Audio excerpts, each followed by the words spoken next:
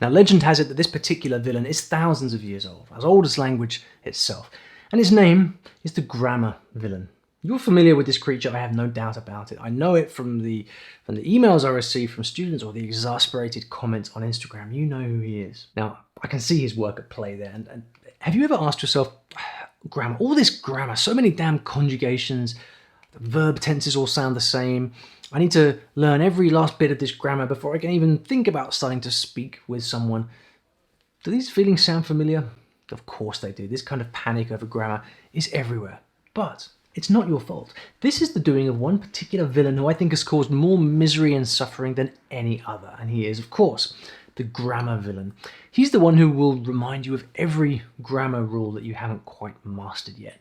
He's the one who will make you sit up late at night doing grammar drills until you master the past tense or the subjunctive or whatever you may be learning right now. He's the one when you're trying to speak your new language with someone who will whisper in your ear about all the grammar that you're getting badly wrong so that your confidence falls off a cliff.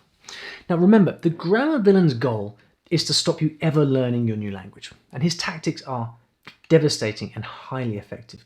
That's why the grammar villain has become one of the most evil villains of all.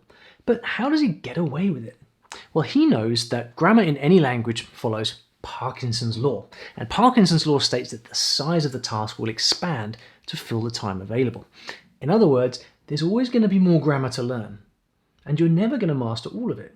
And it's this fact that makes the grammar villain so damn effective, because he can always get to you and always remind you of this particular grammar that you haven't quite learned or mastered yet. He can convince you how important it is. He'll say, how dare you speak this language when you haven't mastered the present perfect yet? What will people think of you if you make a grammar mistake? Well, what can you do about him? Here's his dirty little secret. The grammar villain's job is made so much easier thanks to traditional language classes. If you took a flick through your average language textbook, then chances are the entire textbook is organized around grammar, different grammar points. You learn one piece of grammar after the next, one chapter after another. No wonder you think that grammar is so important. That's all you get in your language classes. So you need to free yourself from this spell, this grammar spell. You need to follow a method which doesn't constantly bombard you with grammar. You should follow what's known as an input-based method, where you get to learn grammar naturally. And this is what the story learning method is based on. With a method that's based on input, you spend your time doing what? Reading and listening to the language. So rather than focusing on studying the so-called rules of grammar, instead, you just focus on reading, and you just look out for and notice the grammar that comes up in the stuff that you're reading.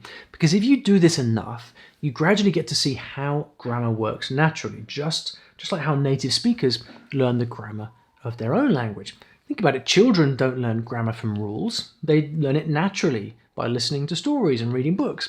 And so when you stop worrying so much about the grammar rules, the grammar villain literally loses his teeth. He loses all his power because he can't hoodwink you into believing that you should be spending all your time learning grammar rules anymore, because you know there is a better way. You know that studying grammar doesn't matter as much as he wants you to think it does, and that you can talk and communicate perfectly well with actually less grammar than you think. Learning a language involves so much more than just the rules. So free yourself from the shackles of the grammar villain and keep your eyes firmly focused on the big picture. Spend your time reading stories, immersing yourself in the language, and the grammar villain will be banished back to where he belongs.